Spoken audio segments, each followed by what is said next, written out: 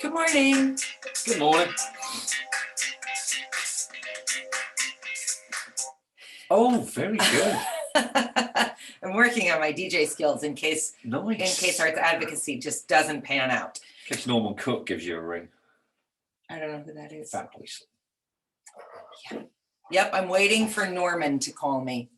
Good morning. We're pre-recording this yesterday, hence the same outfit. But my first question for you is, did you do your stretch today? Well, of course we haven't, because it's still Tuesday. It's still Tuesday, but by the time you watch it, we will have done our stretch this morning because we're committed. We're going to be touching our toes in the ground and everything else. I think Lily's done her stretch. She might have. Having a nap. My goal, I don't see myself actually ever reaching this goal, but I like to think of it. I'd love to touch my nose to my legs. That would be a really, really good stretch for me, but I don't see it happening. So maybe we'll see. And certainly not by February 28th. I don't think. Your leg to your nose. No, I want to stand up, bend over, and I want my nose to touch my legs. Oh, I thought. No.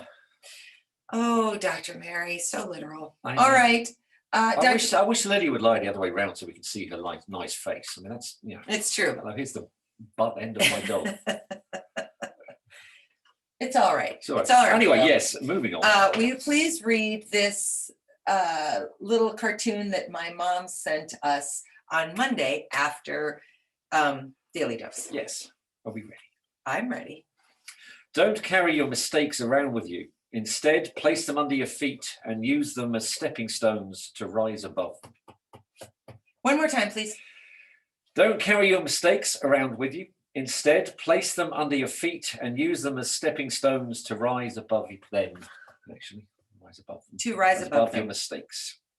All right. So it feels pretty evident what it's about, but I really like this idea of, well, actually, can you show the picture? Oh. Okay, give me 1 second. I wasn't expecting. Just like the Spanish Inquisition. I wasn't going there either. I was no, don't quote that every time. Do you remember the Monty Python? No. Shh. Do you remember the Daily Dose this past summer, where we were in the sunroom and I just kept adjusting my shirt because it was all I could think of? I'm trapped in that again. There we go. Of course, yes. The wording's backwards, but you can get the picture. There you go. So this idea of how much easier, I can't do it. I don't know how to sit. Well, no, I'm gonna sit like this. You can start stretching your nose to your leg. Oh, it's the worst. Self-conscious, it's the worst. Anyway. This better. Hello, children. On today's talk. It's not better, but it's better for me. How many boulders do we carry around, either because we think it's our penance for having made a mistake, or because we've not yet dealt with it, or because we think that it's just the way that life has to be? When in actuality, if we put them down, if we dropped them off our shoulders and stepped on them, they would lift us up and over. Think of all of the boulders in your life. There are probably many of them.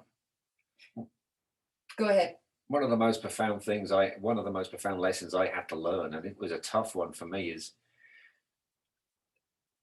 when I started going to AA initially, when you start talking about this stuff a lot, and I was convinced that I had to remember all the mistakes I made, because that's how you learn. You learn from you need your pain to keep you straight. And a very old friend, he's moved away now, completely happily. He and his wife just retired, and they said, after 30 years of being a lawyer in Minnesota, he decided to go somewhere warm. But he did tell me, he did say that, one, you sound very Catholic, and two, you learn from your mistakes and move on. Don't bring them with you. And that's what I was doing. I wouldn't, like you said, you've learned from your mistake. You're not going to forget your mistake, but it was a burden, but put the weight down and move on. And that was a hard I was afraid to, because I thought I'd lapse or relapse or something if I didn't. He said, "Well, if you don't carry around pain with you for the rest of your life," and then he called me an idiot, and I thought, yeah, fair enough. That is very Catholic of you. I know, Very terrible. Irish Catholic. But the point is, you've got this thing that you're carrying. Put it down. Remember why you carried it, but put it down. Mm.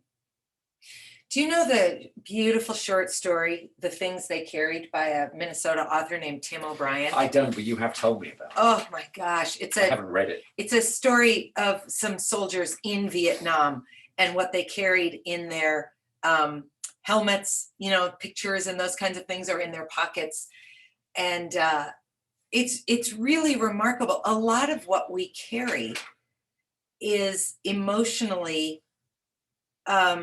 is like emotional armor or emotional a blanket, so the warm feelings that you have about your grandma and grandpa if they're gone, or if you have parents who have died, or the if you've lost a child, those last sweet lingering memories, those are burdens that wrap us in safety. But boy, if you've got other burdens, if you've got other challenges that you are holding onto, that you are wearing like a sackcloth, because again, going back to the Catholic thing, you think that is how you pay penance for your sins, you're missing the point of life. Yes, you are. I'm sorry, I'm not Catholic, and I'm not even any longer I know, it's shocking. I don't even align with Christianity anymore. But that's a poor doctrine, to think that our job while on this planet is to be burdened by the mistakes that we made. Right, I suppose that the idea is you're not supposed to be too proud, because apparently that's dangerous. But it's also, nonsensical. You should be. I am very proud of what's become of the last 4 years of my life, and I defy anyone to tell me I shouldn't be. Well, and you can be proud and not boastful. You don't boast about it. You didn't walk into your classrooms on Monday and demand that all your classes acknowledge your 4 years of sobriety. I wouldn't think. Your LinkedIn page, your Facebook page doesn't say Andrew Masmary 4+ years sober. I mean, it's not about needing the attention. It's about recognizing where you've come from, how far you've come, and what you can do to serve others because of it. Yeah, I mean, I would like to put it on my Facebook page actually, but people I know that have done that, they seem to have a more of an impressive number than 4. What? I know. I think people wait till they're 10 years sober and then do it. A lot of people I know have done that, so I thought, do I have to wait that long? No. Okay. No. That answers that question. Sober is sober. More time doesn't make it better. Oh, I know. That was just the way I was thinking about that. Well, I mean, you do what you want, but I certainly don't think you need to wait. 4 years is still impressive. 4 years is a third of the years you gave to addiction. And it's also, look at it this way, 4 years of putting down a rock and using it to rise above things. Absolutely. So and more importantly, I think what you can do when you put that burden down and use it as a stepping stone is, guess what you get to do? You get to look around you. You get to see, who else can I lift up? Yeah. And you get to extend your hand and help to pull them up too. And that, to me, is the purpose of being alive. Who can you look around and help lift up? I said yesterday, don't just reach out to people when they're celebrating. Reach out to people when they're suffering. And if you are suffering, be the person who says, I'm here and I need help. Someone will help you.